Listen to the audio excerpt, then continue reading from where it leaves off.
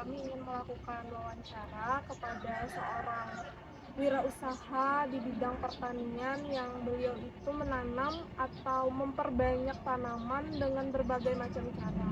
Salah satunya itu menggunakan grafting. Yuk, kita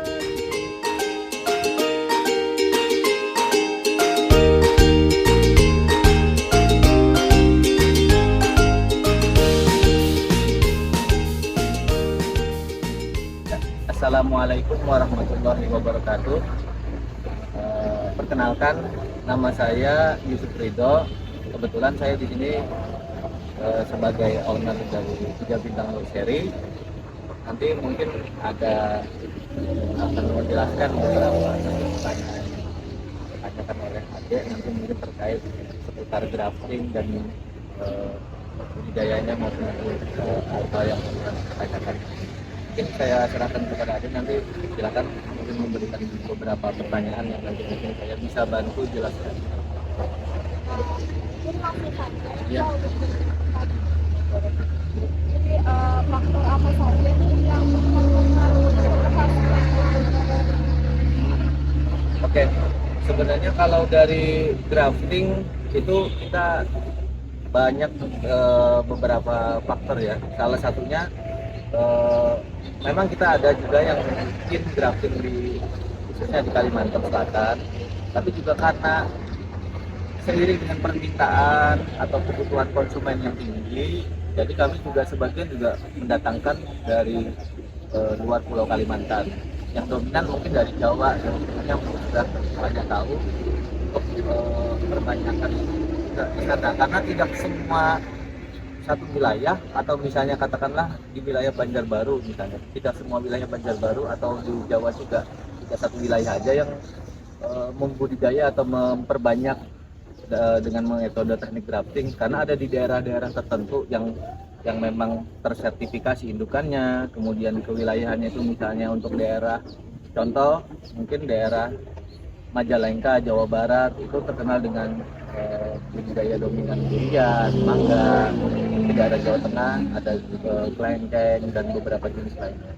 Jadi mempengaruhi keberhasilannya itu iklim juga mempengaruhi daerah-daerah tertentu.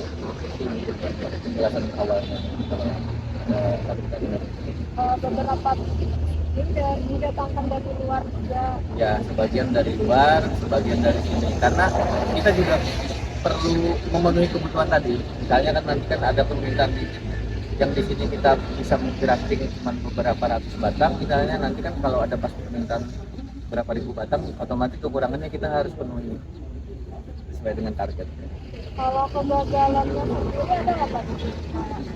Mungkin sering ada yang sudah disamping tapi gagal, itu ada nggak Pak? Ya, kalau dalam proses grafting mau presentasinya sedikit atau banyak itu pasti ada.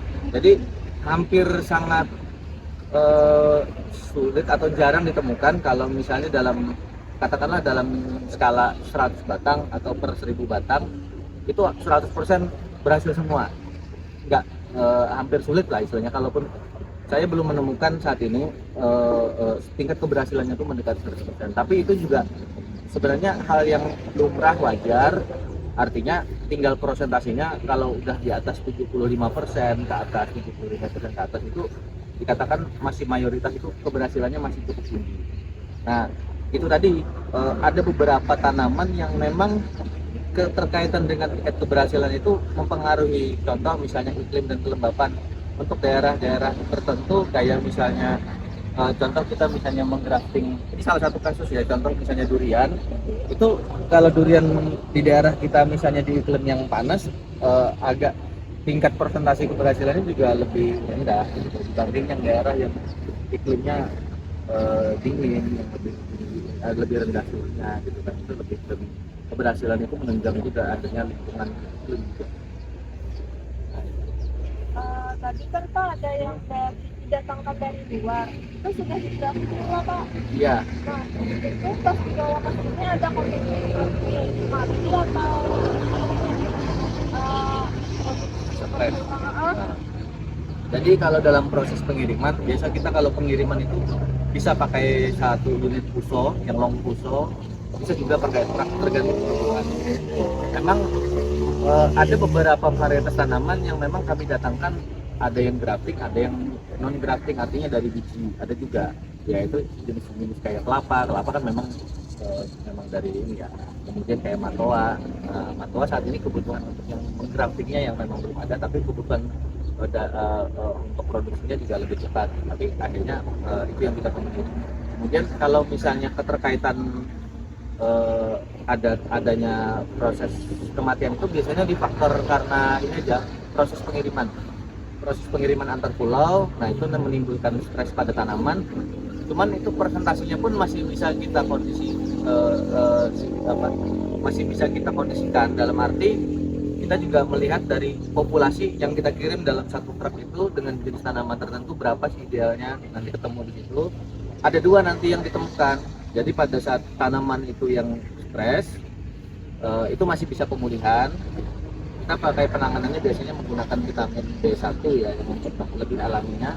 Kemudian juga dikombinasi dengan fungisida kalau memang misalnya ada terjadi pembusukan, menekan jamurnya. Kemudian juga ada yang memang mati. Nah kalau yang tingkat riskan mati itu pun di beberapa tanaman beda-beda. Misalnya contoh saya sebutkan, kalau untuk yang jenis mangga itu dia termasuk kategori bandel. Maksudnya tuh bandel dalam arti itu daya tahan pengirimannya cukup tinggi dibanding contoh mangga. Tapi kalau misalnya contoh misalnya saya ini saya contohkan untuk bibit durian ini dia tidak boleh pada saat muat satu hari sebelum muat itu dia nggak boleh kena hujan. Harusnya nggak boleh kena hujan karena begitu kelembapannya tinggi, begitu sempat netes ditumpang itu dia terjadi ini akan terjadi tingkat stres.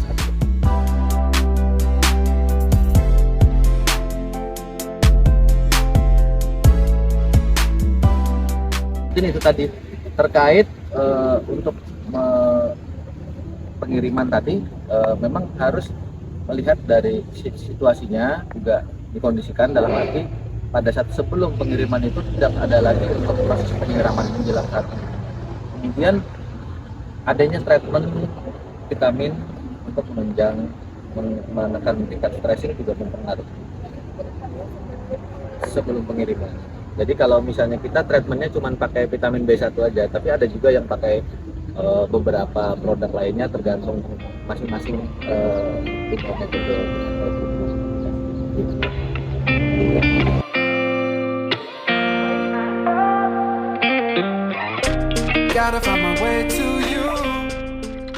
Di kami dari awal sejak 2010 Tiga Bintang Food Seri, pemasaran itu awal sekali kami lebih menekankan ke pemasaran awalnya. Jadi memang banyak yang dari lewat OLX, lewat misalnya IG atau Facebook, kemudian beberapa medsos lainnya itu awal pemasarannya ke free market tapi lebih ke konsumen yang online. Lalu akhirnya lama-lama merambah ke konsumen-konsumen yang di sekitaran. Tapi antara konsumen online sama konsumen sekitaran itu lebih ringan gitu. Nah seiring waktu beberapa tahun setelah 2010 itu baru mulai kami melayani untuk kebutuhan dinas, mau kebutuhan swasta, perusahaan, maksudnya perusahaan tambang juga itu melayani juga, tergantung permintaan mereka apa. Artinya mereka butuh bibit buah-buahan dalam jumlah tertentu, atau misalnya buat nanti di swasta juga pembagian ke masyarakat, itu juga kita layani. Pada dasarnya kita siap melayani baik dari free market ataupun misalnya konsumen yang bebas maupun konsumen yang dari perusahaan maupun dari seperti itu.